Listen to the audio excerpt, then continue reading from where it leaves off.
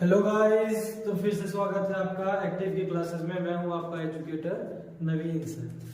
चलिए फिर से हम लोग कंटिन्यू करने जा रहे हैं क्लास 10 का चैप्टर 9 त्रिकोणमिति के कुछ अनुप्रयोग। आज हम लोग क्वेश्चन नंबर 7 को सॉल्व करने जा रहे हैं। चलिए वीडियो को ज्यादा लंबा ना करते हुए हम लोग क्वेश्चन को सॉल्व करते हैं। लेकिन इससे पहले अगर आप मेरे चैनल पे नए हैं तो आप मेक श्योर पहले मेरे चैनल पे जाए, इससे पहले वाले जितने भी वीडियोस हैं उसको देखें और समझें, उसके बाद इसको देखें तो और अच्छा लगेगा।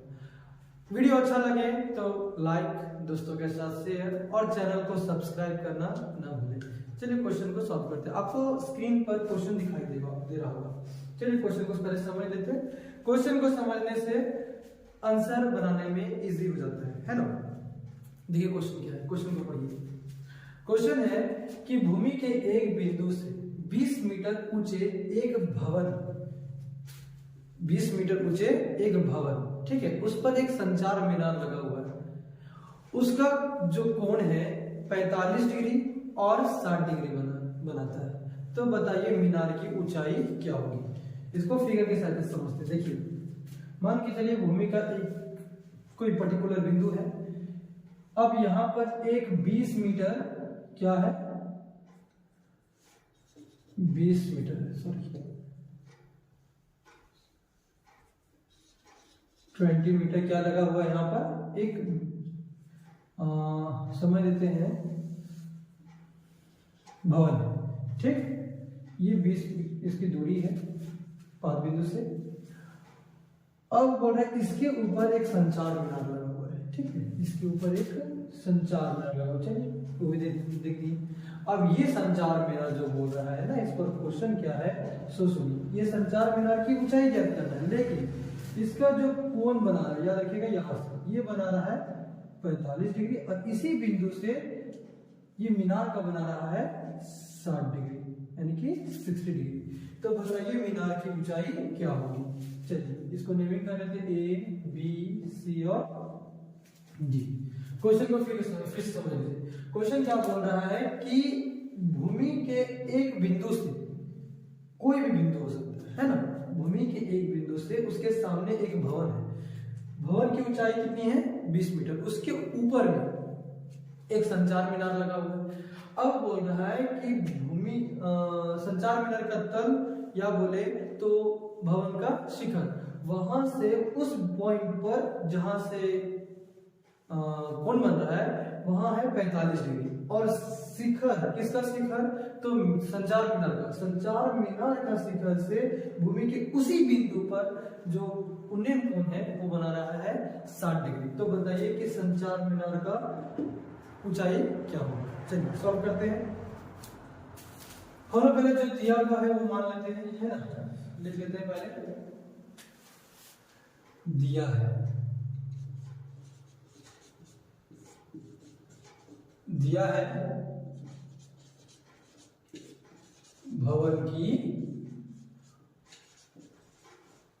ऊंचाई, भवन की ऊंचाई कितनी दी हुई है, यहां से लेकर यहां तक 20 मीटर, है ना। बनाया गया कोण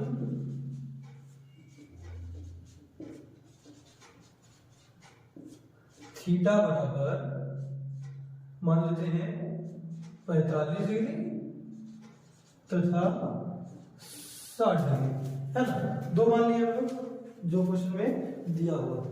अब हम लोग को जो क्वेश्चन सॉल्व करना है, पहले हम लोगों ने ये ज्ञात करना होगा कि यहां से लेकर यहां तक, यानी कि भूमि के उस बिंदु से भवन के 5 बिंदु के बीच की दूरी क्या है, हमको ये निकालना होगा। तो निकालने के लिए देखिए बात किसका किसका हो रहा है, यहां से यहां और यहां से यहां कितना डिग्री का कोण बना रहा है, तो 45 डिग्री का कोण बना रहा है। देखिए फिर से अगर हम बात करते हैं भवन और उस बीच की दूरी की, उस पॉइंट की या फिर उस बिंदु की बीच की दूरी को, तो बात किसका करेंगे, भवन जो मेरा लंब है और बेस है ना, बेस मतलब मेरा आधार है। अब आधार का बात करेंगे और लंब का बात करेंगे तो फॉर्मूला क्या आता है, इसको मान लीजिए पहले P, इसको मान लीजिए B, V बाई P अब P बाई B। फॉर्मूला कौन सा नजर आता है, तो देखिए याद कीजिए जरा सा दिमाग लगा करके। तो ये घूमता है tan में। देखिए हम लोग क्या लिखेंगे त्रिभुज कौन सा है? BCD, BCD से।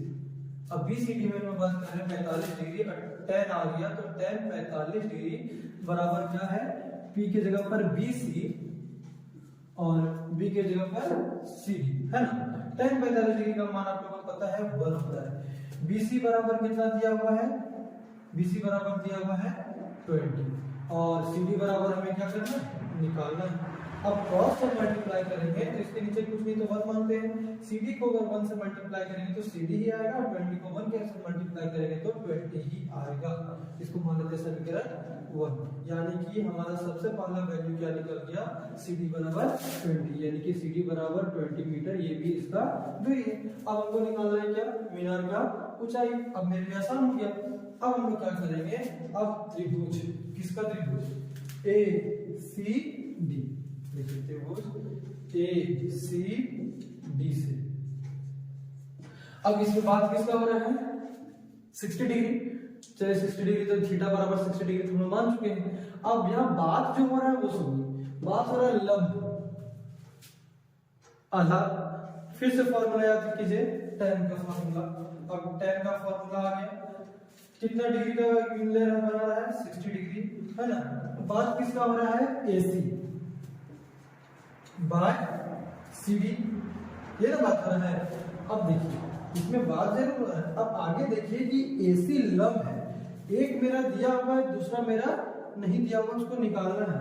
तो हम लोग इसको ऐसे लिखेंगे, tan 60 डिग्री बराबर AC दो पार्ट में डिवाइडेड है, एक AB में और एक BC में। तो जब AB को आपस में जोड़ेंगे किससे? AC से, BC से, AC AB और BC से, और बटा में हमारा क्या है?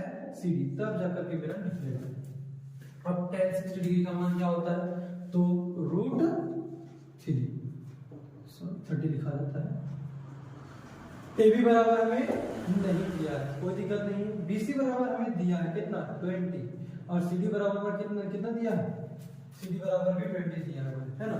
तो CD बराबर भी हम लोग 20 को अभी साथ में ही लिख देंगे। CD बराबर 20 आ गया। अब जब यहां से आगे देखिए, अब आगे क्या करेंगे? तो दिमाग लगाइए, आप दिमाग लगा सकते हैं। क्रॉस मल्टीप्लाई, है ना, यहाँ नीचे कुछ नहीं तो 1। अब अगर AB को 1 से मल्टीप्लाई करते हैं तो AB प्लस 20 जहां है वहीं पर, 20 को √3 से मल्टीप्लाई करेंगे तो 20√3, कोई दिक्कत नहीं। यहाँ देखिए AB को यही रखते हैं, यहाँ 20 प्लस में इक्वल के बाहर जाएगा तो माइनस में, तो 20√3 माइनस 20। अब जरा दिमाग लगाइए, फिर से AB लिखिए, यहाँ भी 20 और यहाँ भी 20, क्या करते हैं ना 20 को ही कॉमन ले लेते हैं। अब जब यहाँ से कॉमन लेंगे तो यहाँ क्या बच जाएगा? √3 और माइनस में यहाँ कुछ नहीं तो 1 आ गया। अब यानी कि AB बराबर निकल गया हमारा कितना? AB बराबर निकल गया हमारा 20√3। हमारा फाइनल आंसर यही बनता है। हम लास्ट में भाषा लिखेंगे, अतः मीनार की, यानी संचार मीनार की ऊंचाई बराबर 20√3 माइनस 1 मीटर। आंसर। चलिए इसको आप लिख सकते हैं। चलिए आई होप आपको क्वेश्चन को समझ में आया होगा। अगर अच्छा लगा होगा तो वीडियो को लाइक, चैनल को सब्सक्राइब और दोस्तों के साथ शेयर जरूर कीजिएगा। एग्जाम्स आने वाले हैं, ये रिवीजन के पर्पस से अभी आप इसको देख सकते हैं। चलिए इसको आप स्क्रीनशॉट ले लीजिए या तो आप नोट डाउन कर लीजिए। मिलते हैं अगले वीडियो में। Thank you very much.